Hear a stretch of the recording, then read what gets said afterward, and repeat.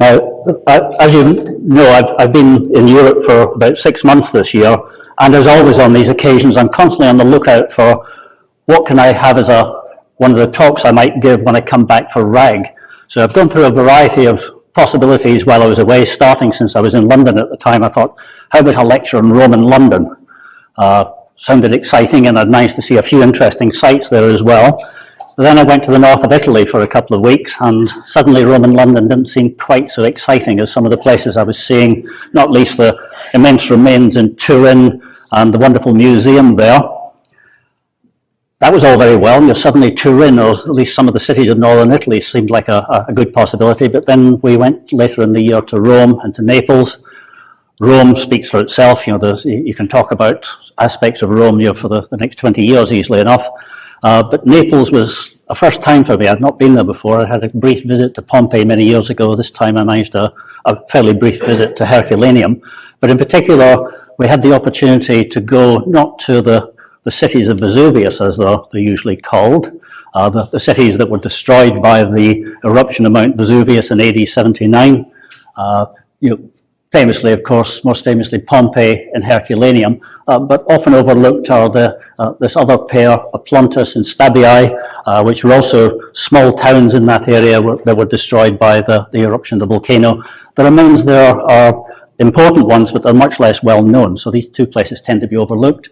And then there's a variety of villas, because of course the eruption didn't simply cover the cities, it covered the countryside in between them as well, which meant in the case of the Bay of Naples, a lot of places that were the rich villas of the Roman aristocracy who decamped from the horrors of Rome in the middle of summer to the nice cool breezes of the Bay of Naples in July and August each year. Plus, of course, the rather more modest places in which the peasantry of the region lived. Most of that is unknown. It's still buried. So anybody going to Naples these days on an archaeological tour will be looking principally at the two major sites of Pompeii and Herculaneum. What I wanted to do, however, was to look at somewhere rather different, because it's not just Mount Vesuvius here that is volcanic in this region, but there's a large volcanic area across the west of Naples there. All of this between the peninsula of Sorrentum down here and the Misenum up there is the Bay of Naples. But we got this bay within a bay up here that has a lot of absolutely fascinating material around it. When I planned to get there during our time in Naples, through some blank, I was unable to find out how you actually got to Puteoli, the major town to the west of Naples. I couldn't work out public transport, so we ended up walking. It's about 14 kilometers, which was fine for the first 3 or 4 kilometers as you walked along the Corniche at Naples, but then we turned inland and suddenly found ourselves in a road tunnel. With your broken paving, cars zipping past, the smell of fumes. It got better, but slightly daunting at first. And that was in order to get us to a place out to the west of Naples. Naples is in here. Here's Mount Vesuvius there. And I was going to look at the towns in this area here, in particular the one there called Puteoli, as it is today, or Puteoli, the Roman city. So we walked there, and in the last few weeks, as I'd offered to give a talk on these towns in that area, the intention had been to look at all of the towns in that area. There's 4 principal ones, and I thought, I can put together a lecture on these 4 places. What's become apparent during the last week is that I could give 2 or 3 lectures on each of them. Consequently, you may have noticed that the title slide that I put up, which originally was going to be about 4 places, each of which is named, I've now changed it so that there's just 2 names there, and it's said to be part 1. So watch out for part 2, maybe next year in the program. Also surprising is that while I'd intended to build it all around what we saw when we went to Puteoli, the one place in this region that we did actually manage to get to, that's the one I'm not going to be talking about today. It's the one that I'm going to hold over because there's so much more material than I'd anticipated. So you're going to get a talk now on just 2 of these places, very close together, on the western side of the Bay of Naples, the western side of this bay up here, Misenum there, and Baiae there, a short distance away, neither of which I've been to, but as a result of the wonders of Google, I've been able to behave almost as if I have been there. That there's so many wonderful pictures, diagrams, programs that have been made about these places that you can rapidly familiarize yourself with what's available and what the places are like. Just while I've got this up, just draw your attention to the great aqueduct. I think it was the longest in Italy, rising up here, not one of the ones at Rome. I think this is, in terms of length, about 104 kilometers, runs north of Vesuvius, and then down to supply water to most of the towns here.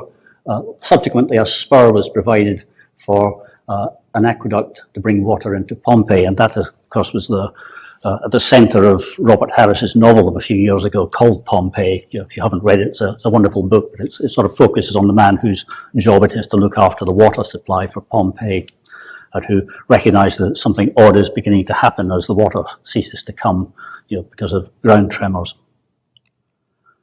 The region there, it's worth putting this map up because this is an intensely settled area today. If you look at Google Earth, it seems to just be continuous built up all the way around the Bay of Naples today. That has meant that a lot of the archaeological sites, a lot of the remains that were perfectly visible 200 years ago have disappeared or are now fragmentary, and they're in somebody's back garden and rather difficult to get access to. Most of the really important work on recording what was there was done in the 19th century, and the maps that were produced then by Italian and very often by German scholars are particularly important for showing structures, the location of them, that are simply disappeared since. At the forefront of all this is a German scholar called Karl Biloch, who published a whole series of maps together with his book in 1880 on Campania, the German title Campanian. If you're interested in the book and your German's up to it, or you simply want to look at his illustrations, you can download it for free from archive.org on the internet. So these maps, like this one, are showing you things that are not visible today. And again, it's that area down there that I'm interested in. It doesn't look quite as striking as Vesuvius over here, but in practice, this is a huge volcanic region with volcanic eruptions still taking place occasionally, a lot of rumbling going on, a lot of movement in the land up and down that we'll come to in a moment. And it's called the Campi Phlegraei, the burning fields. There's what it looks like in Google Earth, and you can see what I mean by settlement. All the white is where there are houses all the way around this bay, so that consequently the small Roman towns down here at Baiae there, Puteoli there, Cumae over here, have largely disappeared under the modern development. But also striking are the volcanic cones, standing out very clearly. And it was a popular area in Roman times because there are hot springs there, thermal springs, so that the bath buildings that were common all across the Roman world, it was relatively easy to have your hot water there. You could build your bath where there's one of these hot springs bubbling up, and you can still visit those today with great clouds of steam coming out and the water literally bubbling in these pools. Studies that have been done of this region, apparently it's the most watched volcanic area anywhere on the globe, simply because the potential for another eruption is quite serious, and the region is so intensely settled today, with Naples itself not too far off, that the consequences could be horrific. People who've been studying it have identified two major cones for where there have been major volcanic eruptions in the distant past. The largest is this one up here. The more recent one is this one here, so that it encircles this part of the bay was originally within the caldera of the volcano. A couple of terms. I thought that Bradyism, I think that's how you pronounce it, was something to do with an Irish geologist. It's not, of course. It's from the Greek meaning slow. It's sort of slow changes that are taking place. And I've taken these definitions, from the relevant part of Wikipedia and simplified it a little bit. It's simply the process by which land rises and falls relative to the sea round about. And it's something that's particularly common around this part of the Bay of Naples, in these burning fields, the Campi Phlegraei. It's often associated with moderate earthquakes, as you can see. And in the case of the Phlegraean fields, the Campi Phlegraei, the bit that's notable there is this last paragraph, where between 1968 and 1972, this area, that little bay within the Bay of Naples, has suffered an episode of positive bradycism, and the land rose relative to the sea by 1.7 metres over the course of those 4 years. And then a further 1.8 metres occurred between 1982 and 84. So it's something that's still happening, not just with land rising relative to the sea, but also some in occasions falling, as it has happened in the last 2,000 years since the Roman period, which partly is the reason that makes this region so interesting for archaeologists. Now I'm going to start with the most distant of the 4 towns that originally intended to talk about, namely Misenum, down there at the bottom of this peninsula. And of course, the thing that's most striking that you'll see there, first of all, is that there are 2 great bays, or rather a bay and then an internal lake just beyond it. Now, the arrow at the bottom is intended to indicate the direction in which the next photograph I'm going to put on is looking, so that in the next photograph, you're looking up there across one end of this lake and this one up north, up the peninsula. And then after we looked at Misenum, I'm going to turn to looking at Baiae, the ruins a little further to the north on that same peninsula. There's the photograph, and hence the arrow. You can see there's this very striking headland at the end of that peninsula. It's about 170 metres above the surrounding sea, and in the background you'll see that's the western end of that bay, and then there's the there's the lake over there. And it's the presence of those 2 things, the Great Bay and then the lake behind it, that led to the settlement of Misenum and its development as a major port for the Roman fleet, or one of the Roman fleets based on Italy. There it is in close-up, as it appears today. The land around it has changed since Roman times, so that's something that you will come across in the next half hour or so. But as you can see, it's still a very striking natural harbour there. There's still a small Italian naval base here, so the Roman navies come back 2,000 years on to this part of the world. And then there's the cut through from the bay into this lake here. It was originally made in Roman times and has been reopened today. What's striking as well is just how urbanized it is around this whole area.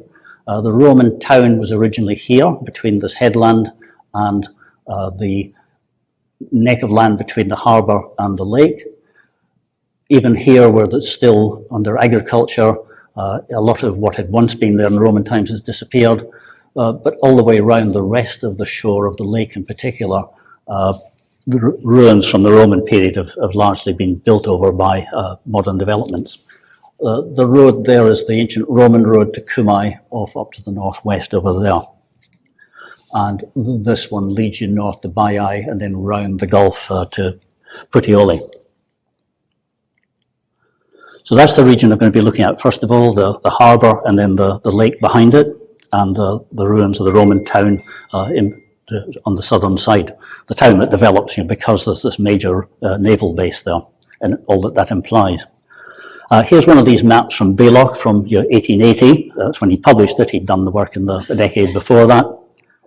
And comparing it with the relevant section of Google Earth, and the things that you can see on Baiae's map that are not there visible on Google Earth. First of all, there's a theatre shown down here. You would have been in there. We'll look at that in a moment. There's a great reservoir over here. Now, fortunately, that has survived. That's in there. And another big one down here, there.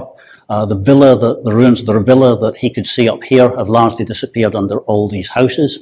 that's rather a pity, because it's probably there that the Roman writer Pliny the Elder, who was the commander of the Roman fleet in AD 79 at the time of the eruption of Mount Vesuvius, that's where his headquarters were, where his base was.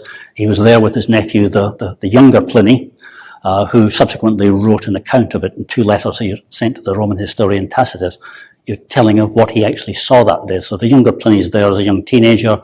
He'd been forbidden to go out and watch too much of it because he hadn't finished his homework. He had some exercises. His rather pedantic uncle had insisted that he do properly. So he'd stayed indoors and missed some of it, but he did actually go out and watch a lot of the eruption. And years later, when the historian Tacitus said, I seem to remember you telling me about this, you'd actually seen this, a famous event.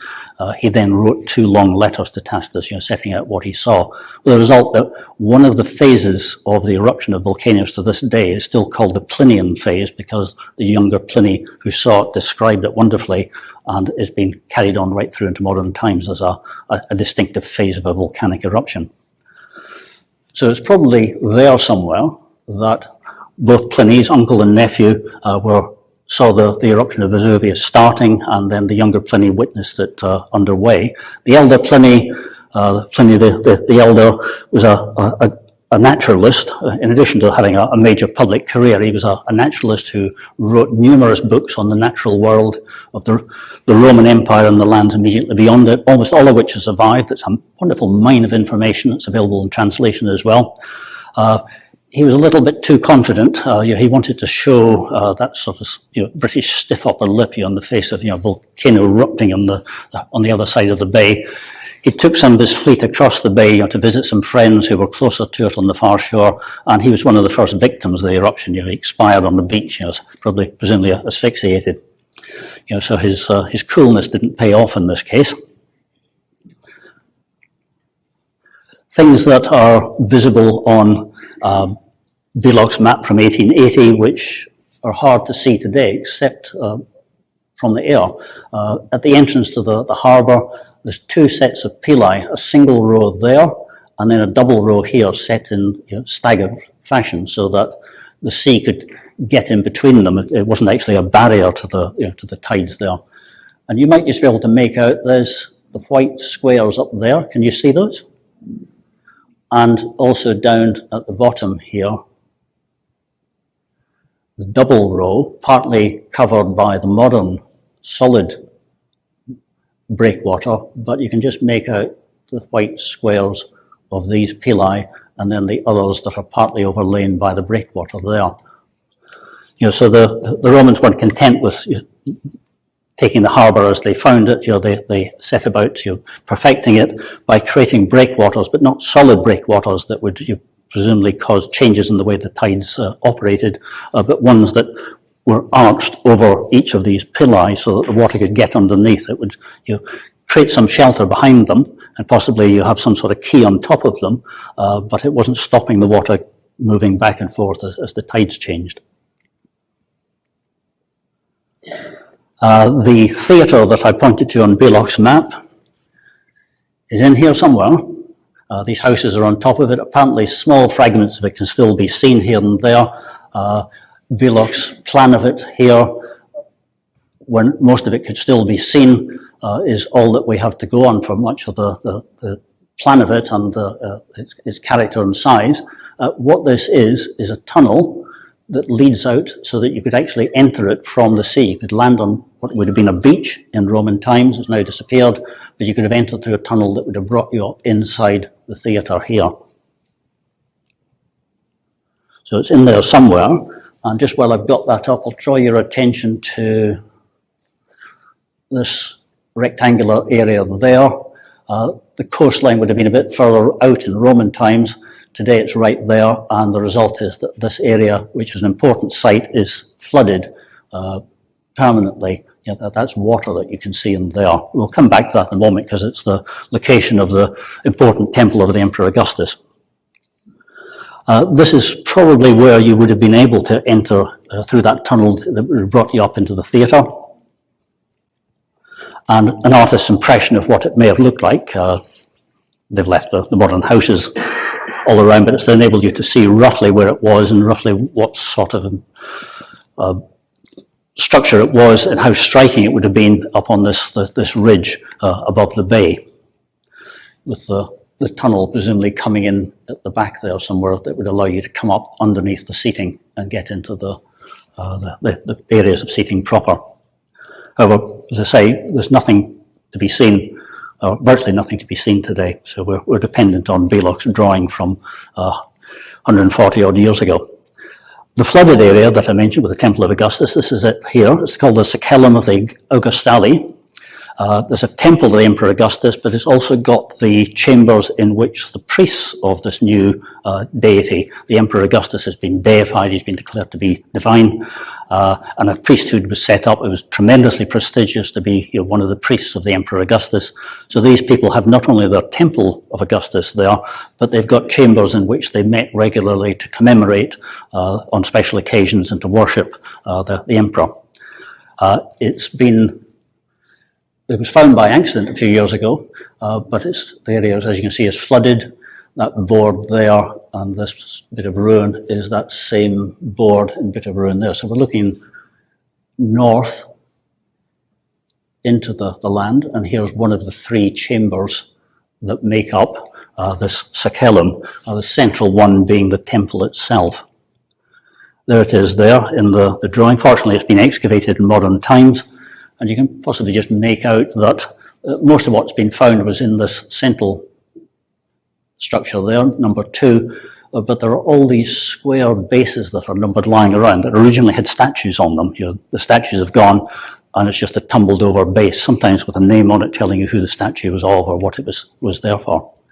So tremendously important source of information on this temple dedicated to the Roman Emperor Augustus. When they were excavating it, fortunately not all of these statue bases were empty. 2 of them still, as they uncovered it, had statues to, I can't remember which emperors it is. I think it's Tiberius and Augustus are the 2 emperors there. The statues are in rather poor condition, but they've been beautifully restored now, and you can find pictures of them on the internet. So that's right at the back of that structure there. They found these 2. The statue that was originally here has gone. They found most of a bronze equestrian statue. Now, bronze statues tend not to survive from the ancient world. They tend to be melted down. So to find not only most of a bronze statue, but an equestrian statue at that was a tremendous novelty, and it's simply because of the way in which this area suffered from the disasters of the rise and fall of the land over the years and being abandoned and not looted. It's an equestrian statue originally of the Emperor Domitian. But since he was assassinated, his successors wanted to make use of the statue, so they removed his face and they put the face of the new emperor, Nerva, on instead. One of the other texts that has survived from that temple area is this one here that I've given you some of the text on your handout. As you can see, it's beautifully cut. It's a very lengthy text, and there's another one on the right side and on the left side there. I've given you parts of this because I think it sheds an interesting light on the way in which these communities functioned, telling us things that the archaeology would not normally reveal. So it's one of the strengths of the ancient world, the Roman world, is that we've got the archaeological evidence. You can actually see places, see structures, see artifacts, and you can combine that with written texts that tell you something about what was happening there or may have been happening there and how people thought and behaved.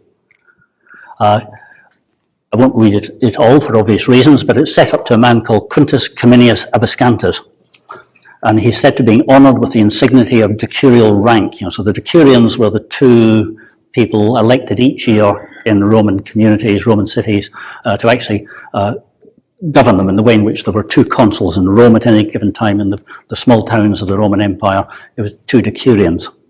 So he's been given the insignia of decurial rank. He's not actually a decurion, but they've been told you can behave as if you are a decurion. He's a lifetime curator of the Augustales. That's the order of priesthood that worships the Emperor Augustus. He placed 2 statues, one of the tutelary spirit of the town. So he placed a statue dedicated to the personification of Misenum itself, and one to the personification of the fleet, the protectress of the fleet that was based there. And he's had those set up in the forum on the occasion of the dedication, and he gave 20 sesterces to the individual decurions. So each of the 2 decurions in office that year received 20 sesterces, 12 to the Augustales each, so these are the other priests of Augustus, 12 to each of the Augustales who were formally enrolled, and 8 to those who were not formally enrolled. So there seems to be sort of 2 categories there, those who were priests and those who were on a sort of supernumerary list. So they get a little less money.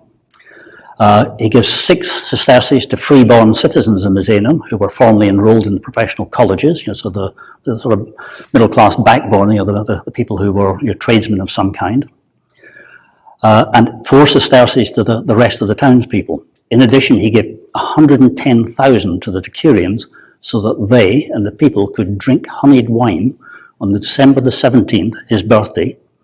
And likewise, he gave 20,000 sesterces to the incorporated Augustales, so that from the interest on these amounts, which he elsewhere defines as being 6%, the interest on these amounts, there would be an annual division based on the formula that he established on the aforesaid day, namely his birthday, the 17th of December.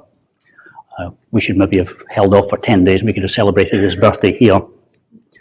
And over and above this, he generously gave 10,000 for the procuring of wine for these same Augustales, so that there's going to be a bit of a booze up here, that he's providing 10,000 sesterces so that the fellow members of this priesthood can drink to his health and drink to the emperor's health. Nymphidia Monime had this statue erected to Abascantus, best of husbands, so it's being set up by his wife. That was the base you saw in that previous slide, and there was a statue of him on top of that has disappeared.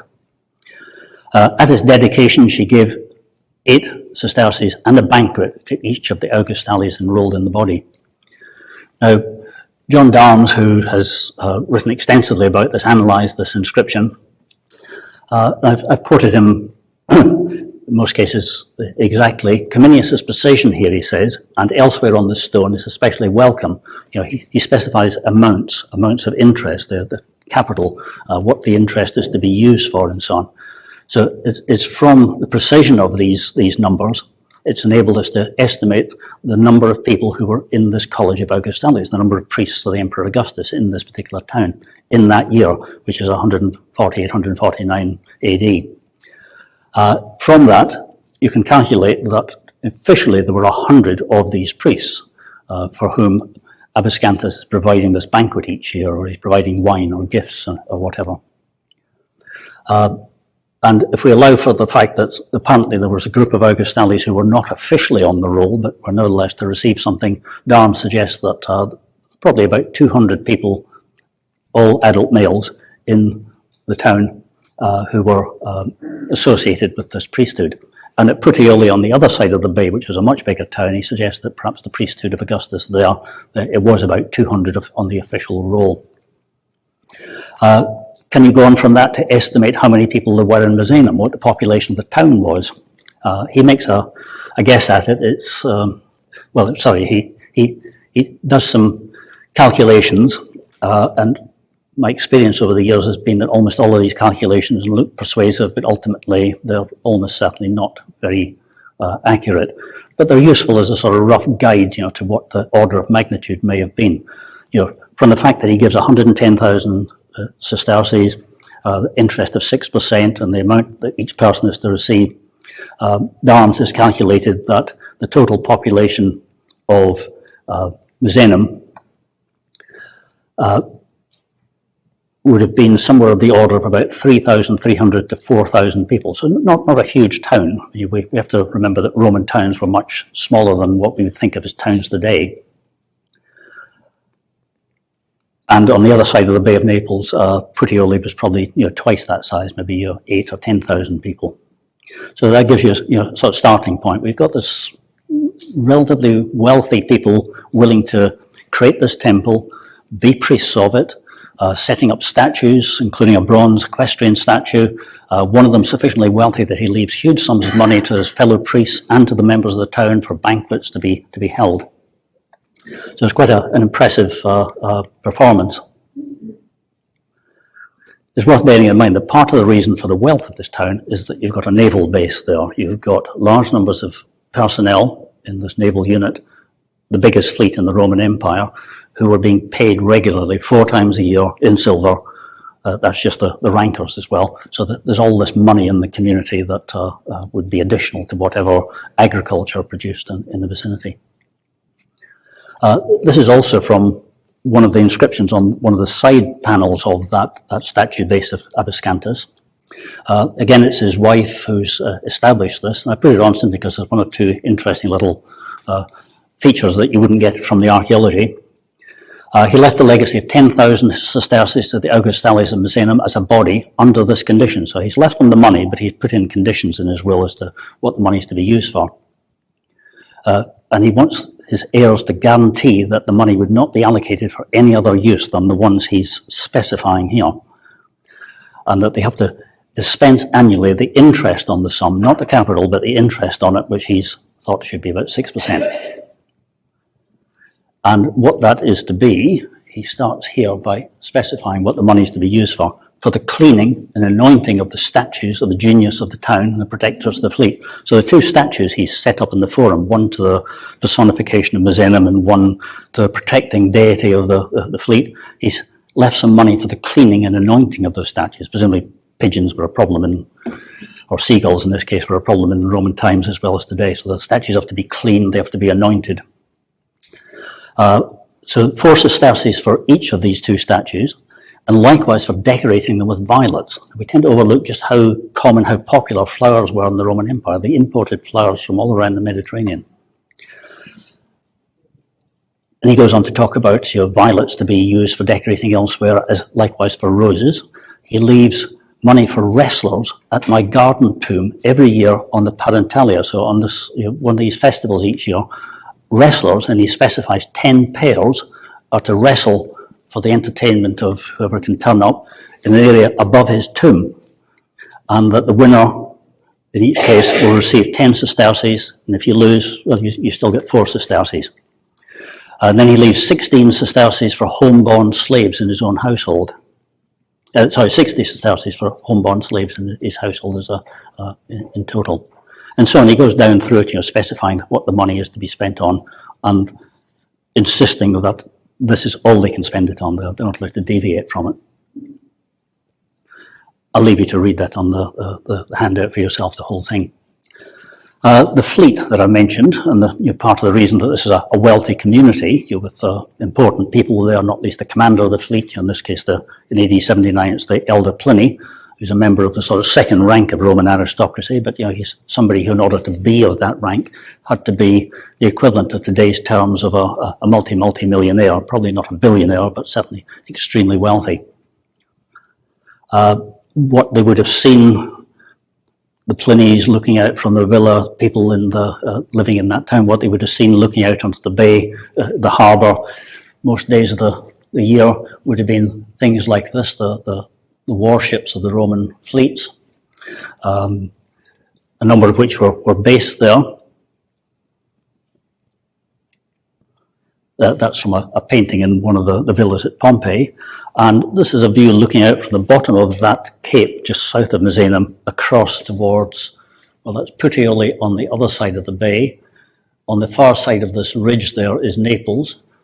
And just over here you can just make out Vesuvius on the far side of the Bay of Naples as a whole. So that headland comes down into the bay there, and that's the rest of the Bay of Naples there with Vesuvius in the background.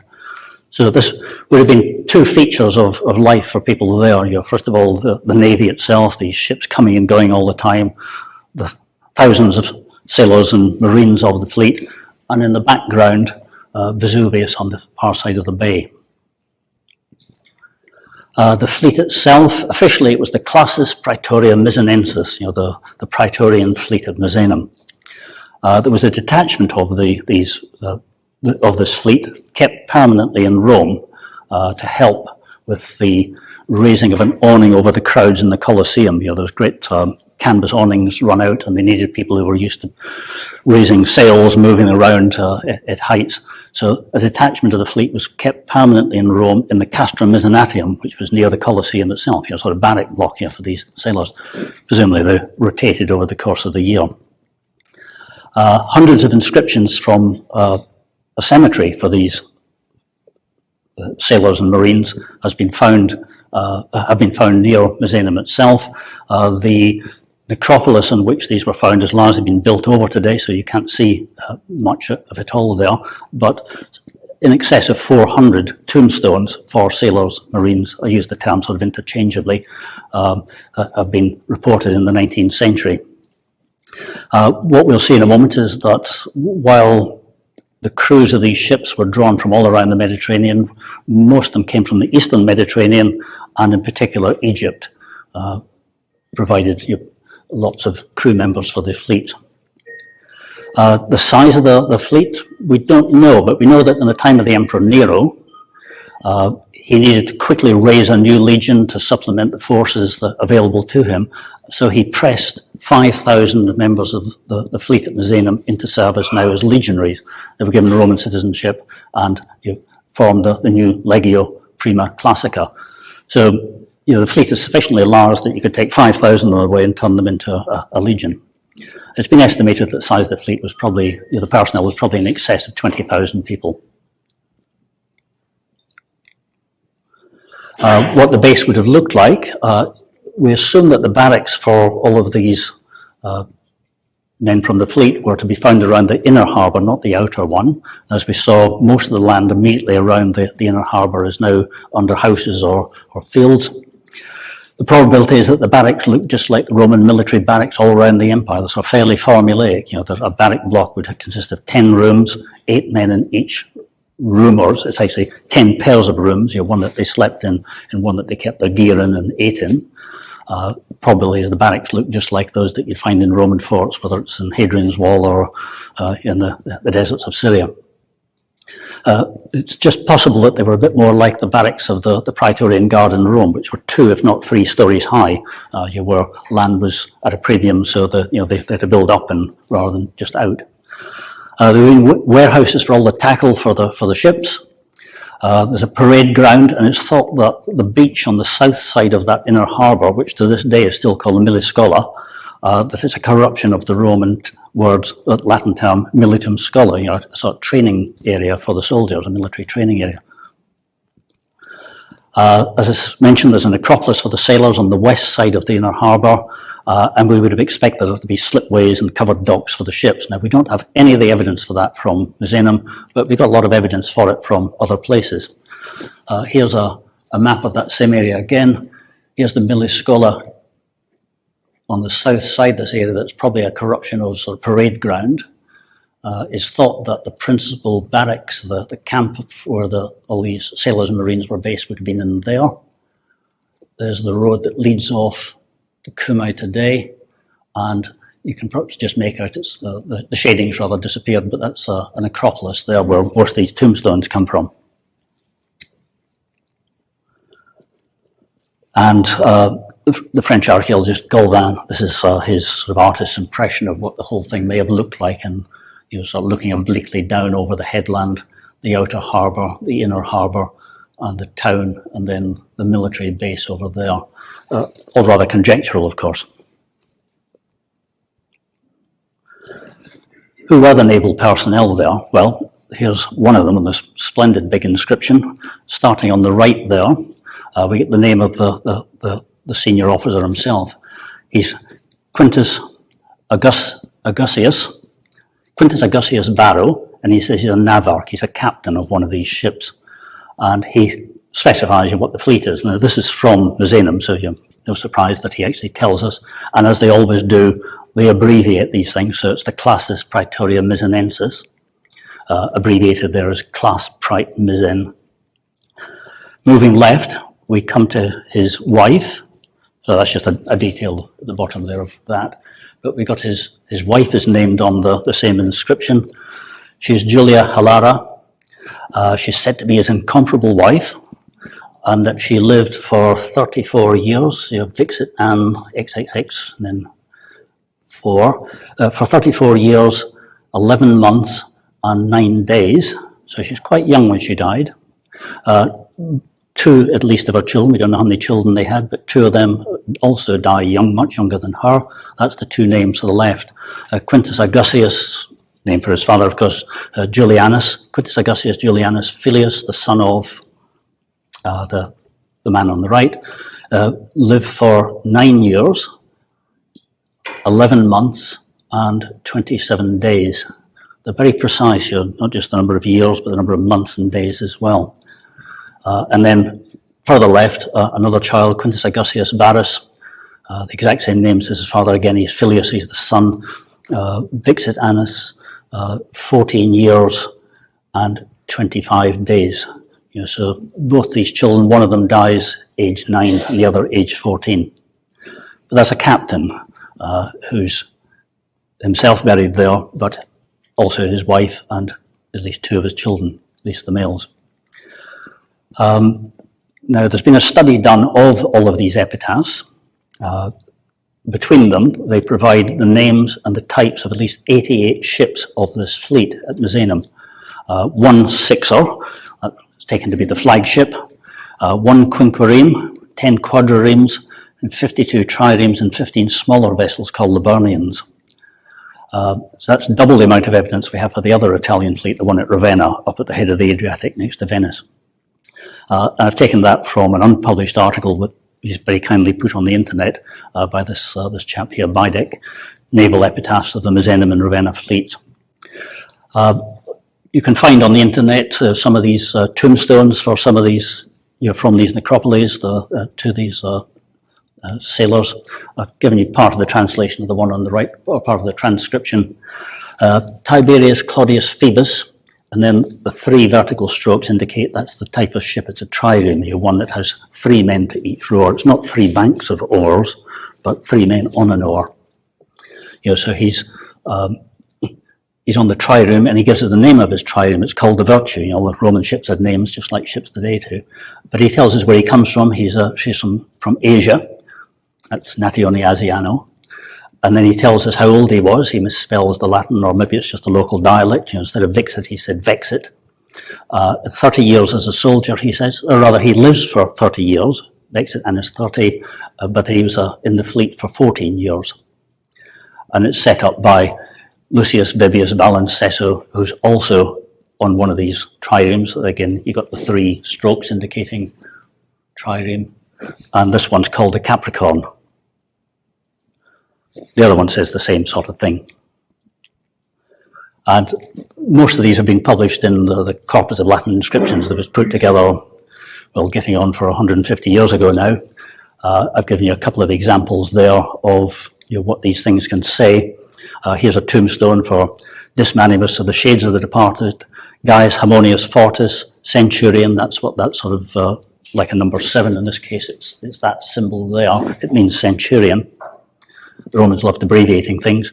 And again, you'll know what this means. It's the trireme, and there's its name, Spe, Hope. So he was on a warship called Hope, and he says he's an Egyptian. Natione, like abbreviation for Egypt there, and so on. And it's being set up in this case by one of his friends, Gaius Petronius Clemens, who's an optio. That means he's an NCO on the trireme Diana, who explicitly says he's a friend, he's an amicus. And this one saying the same sort of thing. We get a name for another one of these triremes, Concordia. And this man says he's a Bessus. He's from what's today roughly Bulgaria. And it's surprising how many people from that area are found commemorated in this cemetery. The article that I mentioned helpfully provides us with this table. Recruits to the fleets were expected to serve for 26 years, one consequence of which was that very few people actually lived long enough to be given their honourable discharge and paid their pension as they retired. 26 years in the Roman fleets, or indeed in Roman military service, was likely to carry off large numbers of them. Elsewhere I've estimated that may have been something in the order of 50% or more died in service, never actually reached the end of the period of service. Most of the recruits to the fleets were from provincials. Initially they were freedmen, they were former slaves, but that was brought to an end, and instead they recruited free non-Roman citizens from all around the empire to serve in the fleets, and then you do your 26 years service. They're paid a salary regularly. Part of the salary is deducted each quarter. They're paid 4 installments a year. Part of the salary is deducted to pay for their uniform, and in part is deducted as a compulsory savings bank for them, which they would receive if and when they survived to be discharged. When they were discharged, because these men are provincials, they're not Roman citizens, they were given a discharge diploma telling the reader that this person has done their 26 years service, they've been given an honourable discharge, and they're now being granted Roman citizenship for themselves, for one wife, if they have one, or one wife if they are to have one in future, and any children they have or will have. It's worth bearing in mind that Roman sailors, like Roman soldiers, were forbidden legally to contract marriages while they were in service, but you try telling sailors that they've got to remain, well, not celibate, but unattached for 26 years, and you're likely to get a dusty answer. Almost all of these men, whether it's soldiers in the army or sailors in the fleet, had wives and children in service. They were not legally recognised by the state, so it was legally recognised when they reached their time of discharge. It would be backdated, that if you have a wife, she too is now made a Roman citizen. You see the numbers there. The Orient for the Misenum fleet, what's that, 50, 60, it's about 70 come from the Orient, Syria, Egypt, Alexandria and Crete, but the Balkans, not least the Baiae, provide a large contingent. So roughly, what's until recently was Yugoslavia, was one of the principal recruiting grounds for the fleet at Misenum. The ship sheds that don't survive, but we know what ship sheds look like elsewhere. That's our fairly standard design. We've got three areas around the port of Piraeus at Athens, where we've got the remains of ship sheds. Ships had to be brought up out of the water, so sloping ramps in which the ships could be dragged up, kept under cover, maintained, and only launched when they were actually needed. So we've got traces of these ship sheds at Piraeus. I'll try not to say that word too often. And we've got a lot of evidence for the same thing for the military harbour at Carthage. This is the outer harbour there, but this is the inner harbour, which was circular and seems to have had ship sheds running down into it from the outer ring, but also from a central one. Presumably something similar once existed at Misenum, but it's no longer there. Water is important, of course. They're surrounded by water where they are at Misenum, but drinking water has to be brought in. And to that end, the aqueduct that I showed you on that one of the very first pictures, bringing water from well to the east of Mount Vesuvius, eventually looping around the north of the Bay of Naples and down towards Misenum. There are two immense cisterns near Misenum, one just to the north that is supplied by the aqueduct, and one to the south that is not on the aqueduct line. Not entirely sure where the water comes from. A lot of water was needed to provide clean water for the people living there and the crew members on land, but also the water that they would have to take to sea with them. This is the so-called wondrous pool of Piscina Mirabile. You get some idea of the scale of it from what you can see today. It's been cut into the hillside, it's mainly underground, and it's fed, as I say, by this aqueduct. There it is there on Belloch's plan from 1880. So it's to the north, there's the town, the military camp, presumably a lot of the activities of the fleet taking place around the inner harbour. So it's in this area to the northeast of the inner harbour, this immense cistern. And the second one that's not fed by the aqueduct is down here, and it too has largely survived because of the sheer scale on which it was constructed. This is a late 18th century drawing, early 19th century drawing, as Northern Europeans, as part of the Grand Tour, suddenly started discovering these places and just how wonderful they were, the immense scale of the ruins. It's 70 metres long, this is the one in the north, 70 metres long, 25.5 metres wide and 15 metres high ceilings in it. 48 of these columns that you saw in the previous picture, and you'll see again in a moment, is believed to have had a capacity of about 12.5 million cubic metres. Very good store. There's the one to the south, not fed by the aqueduct, rather different in design, but still an immense structure.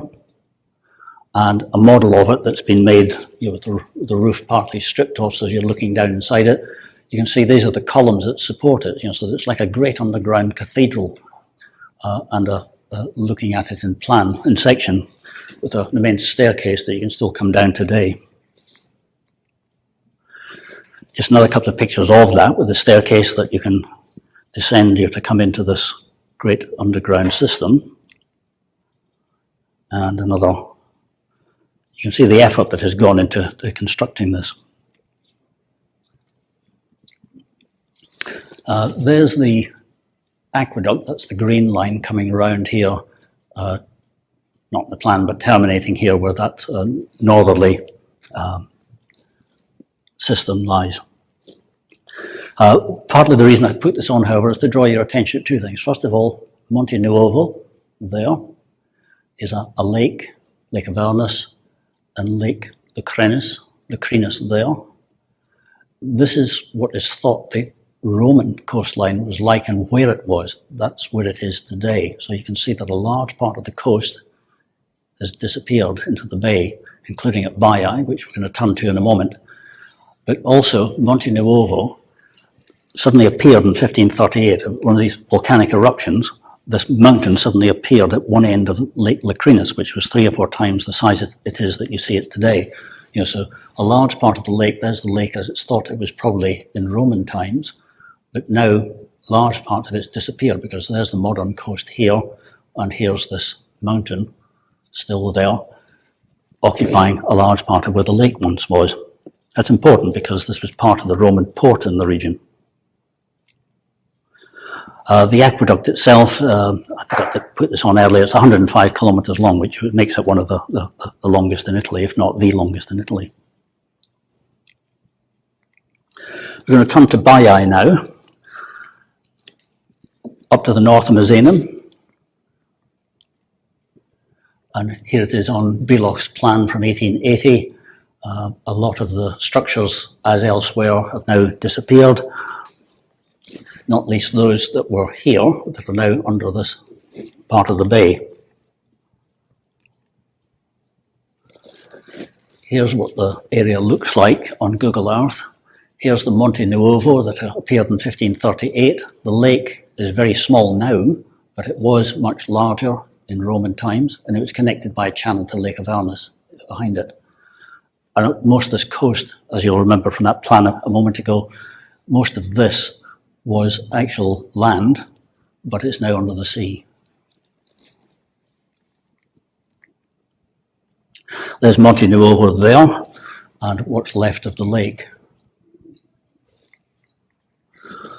Must have been a bit of a shocker when this suddenly went off in 1538, and there was a small Roman town or large village there with some rich villas that were known about from earlier visitors. They've now completely disappeared under where the volcano erupted. Quite a lot of excavations taken place there. This is just behind the bay at the south. You can see the whole massive structures have been revealed there. But this was dry land in Roman times. It's now part of the marina. And there's a major mausoleum there. So that's what you see on land. There's a lot to be visited there, and there's a major museum dedicated to Campi Phlegraei, this whole region around this bay. But there's a lot underwater as well, as you can see even in this oblique aerial photograph. Here's the coast in the background, and look at all of this here that was once dry land but is now, sunk.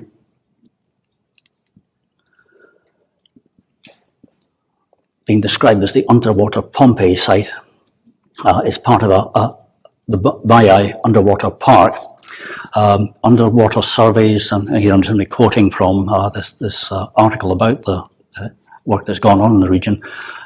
Underwater surveys have shown that Roman buildings are about 400 metres away from the present coastline, so an enormous area has been lost, 400 metres, and some of it at a depth of 9 metres below the current surface. Underwater and aerial surveys have shown numerous submerged archaeological remains. Evidence of the submersion of the coast can be found in the ruins of the Temple of Venus, which is today about 3 metres below the quay of the port. We'll look at all this in a little more detail shortly. There's the area as it appears today. There's all those ruins that I showed you in the previous picture, and this is what had been mapped under in this area here. You can see it's thought that the coastline being here with a channel coming out. This was essentially a lake, which they've called the Baiae Lake in the background. So this was all not an enclosed harbour, but it was actually a lake with an opening out into the sea here, and a lot of buildings are under the water there today, including, as you can see, a major Roman villa and a bath, which had been there just off this Punta Epitaphs.